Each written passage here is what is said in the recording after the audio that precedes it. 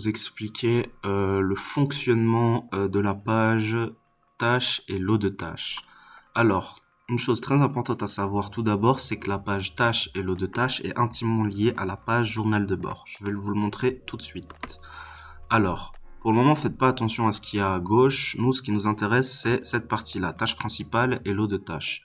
Alors, pour commencer, nous allons regarder ici, par exemple, tâche principale, la tâche principale s'appelle administration. Ok, très bien. Et là, juste à côté, lot de tâches qui sont en fait des sous-tâches, nous avons séance. Donc ça veut dire quoi? Alors, pour cette tâche-là, on a eu administration, mais quoi? Dans l'administration, on a eu une séance.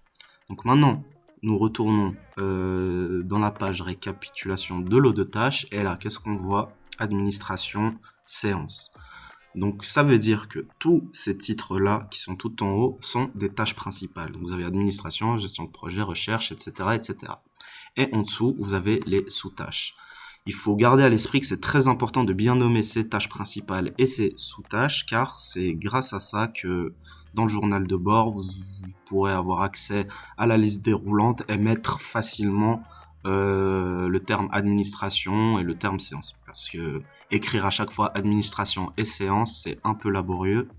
Donc voilà l'utilité. Et puis aussi, cette page calcule les heures et fait des pourcentages par rapport au total des autres tâches. Donc vous avez plusieurs résumés là.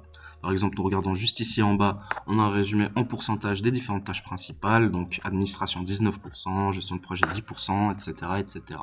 Et vous avez même un petit graphique si vous êtes quelqu'un de plus visuel. Voilà.